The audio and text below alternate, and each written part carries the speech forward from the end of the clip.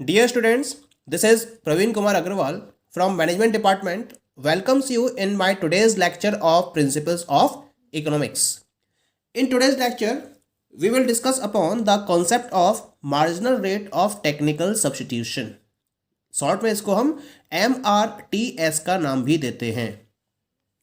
इससे पहले जो टॉपिक था, इससे पहले के लेक्चर में हमने डिस्कस किया था about the iso product curve कि आइसो प्रोडक्ट कर्व क्या होते हैं, उसको हम किस तरीके से रिप्रेजेंट कर सकते हैं, उसकी टेबल हमने स्टडी की थी, उसके कर्व को भी हमने स्टडी किया था और उसके एजम्पशंस को स्टडी किया था।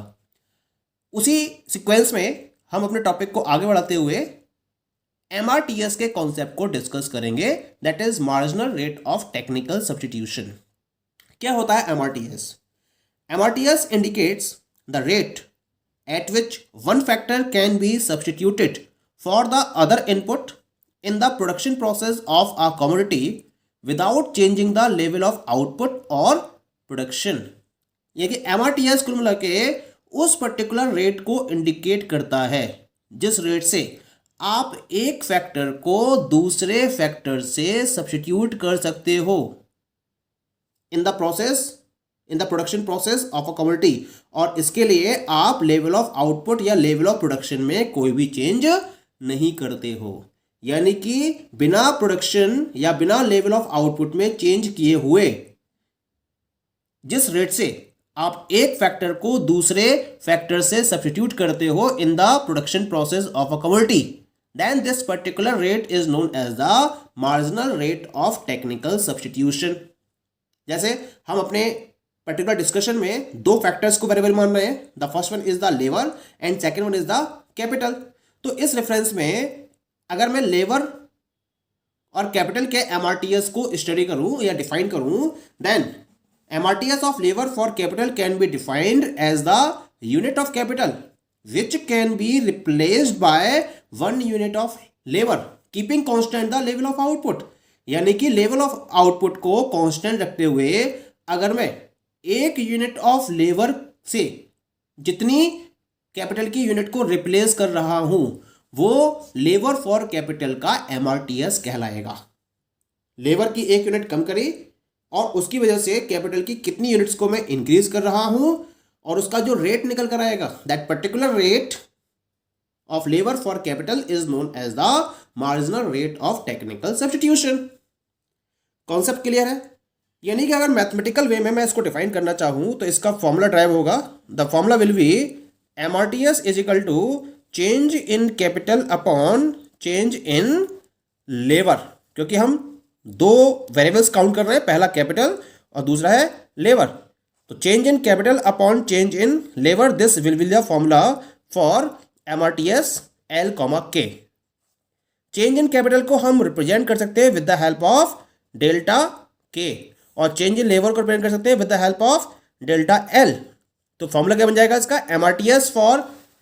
MRTS of labour for capital is equal to delta K upon delta L for fixed level of output. यानी कि यहां पर हम आउटपुट के लेवल में कोई भी चेंज नहीं कर रहे हैं। और ये किसको शो कर रहा है? ये आइसोक्वेंट कर्व के स्लोप को रिप्रेजेंट करता है। यानी कि जो आइसोक्वेंट कर्व का स्लोप है वो उसके marginal rate of technical substitution को रिप्रेजेंट करता है मैथमेटिकल वे में। क्लियर? अब बात आती है कि MRTS को हम एक टेबल की हेल्प से किस तरीके से डिफाइन कर सकते हैं।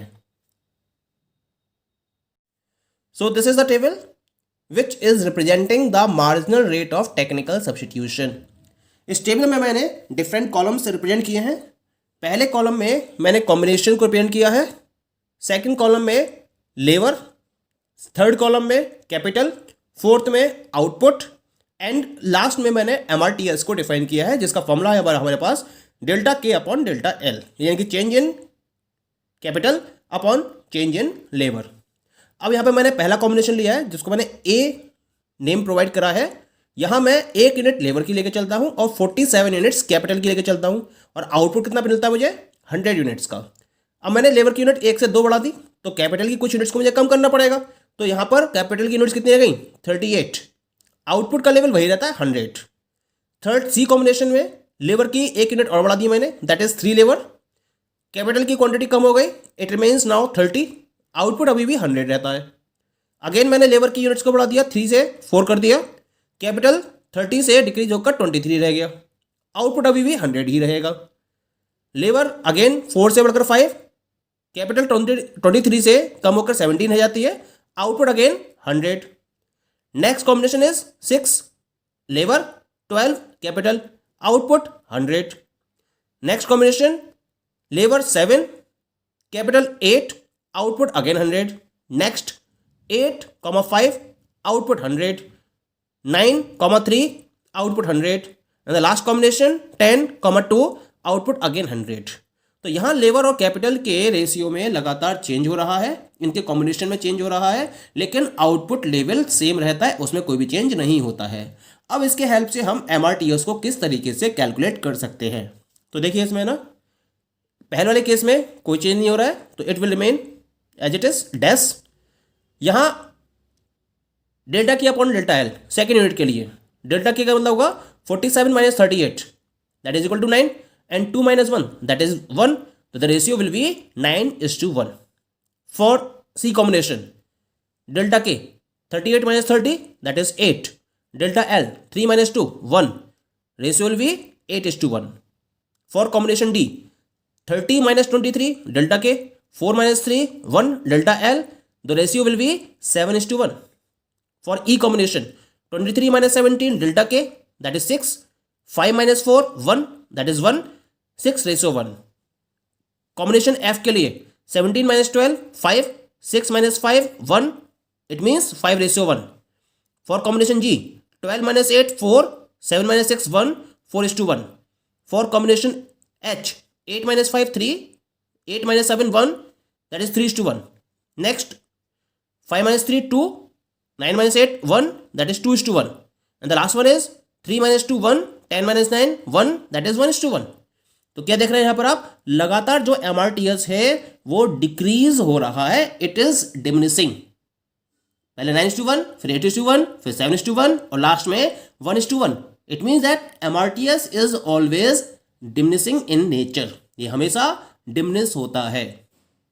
क्लियर? और इसके डिमिनिश होने की वजह से क्या होता है, आप जब एक पर्टिकुलर फैक्टर की क्वांटिटी को इंक्रीज करते हो तो दूसरे की क्वांटिटी को आपको क्या करना पड़ता है, डिक्रीज करना पड़ता है। एक को इंक्रीज करोगे तो दूसरे को डिक्रीज करोगे, तभी जाकर आउटपुट सेम रहेगा। और इसी वजह से जो MRTS होता है वो लगातार डिमिनिशिंग नेचर को रिप्रेजेंट करता है। Point is clear? तो ये तो बात हो गई about the table of the marginal rate of technical substitution. अब हम बात करते हैं अबाउट द ग्राफिकल रिप्रेजेंटेशन। तो इसी टेबल के हेल्प से हम MRTS को प्रॉपर्ली डिफाइन कर सकते हैं। इसके लिए मैंने एक ग्राफ यहां नीचे रिप्रेजेंट कर रखा है।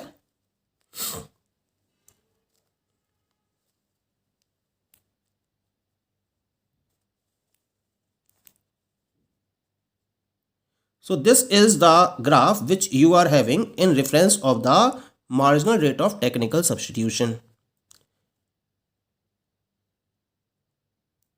What you are looking here in the graph?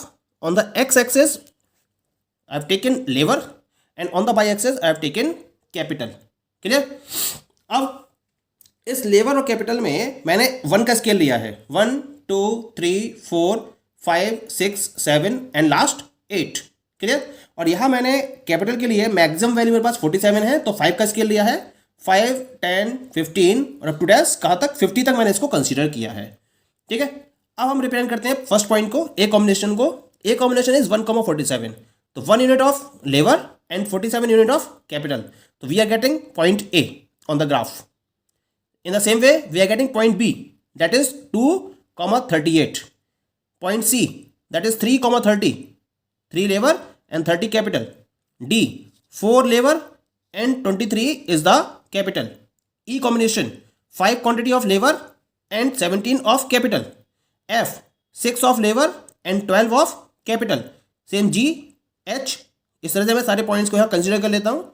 अब जब इन पॉइंट्स को मैच करते हुए मैं एक डायग्राम नोट करता हूं तो ये मुझे एक आइसोक्वाइंट कर्व मिल जाता है जो 100 यूनिट्स के आउटपुट को रिप्रेजेंट कर रहा है। यानी कि ये शो कर रहा है कि आप इस पर्टिकुलर कर्व में किसी भी कॉम्बिनेशन को काउंट करिए, लेवल ऑफ आउटपुट 100 यूनिट्स ही रहेगा, उसमें कोई भी चेंज नहीं होगा। That is clear? ये तो बात हो गई आइसोक्वाइंट कर्व की। अब हम इस कर्व की हेल्प से MRTS को कैसे कैलकुलेट कर सकते हैं ये और समझ लेते हैं।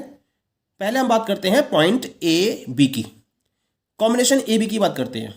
ए से बी में क्या चेंज हुआ, ए से बी में चेंज हुआ, ये जो आपको डिफरेंस दिखाई दे रहा है जिसको मैंने डेल्टा के से रिप्रेजेंट किया है, ये ए बी के डिफरेंस, ए बी के बीच में कैपिटल के डिफरेंस को रिप्रेजेंट कर रहा है। बी पॉइंट पर कैपिटल थी 38, ए पॉइंट पर थी कैपिटल 47, और इनका जो डिफरेंस है दैट इज 47 बाई 38, यानी कि ये 9 को रिप्रेजेंट कर रहा है।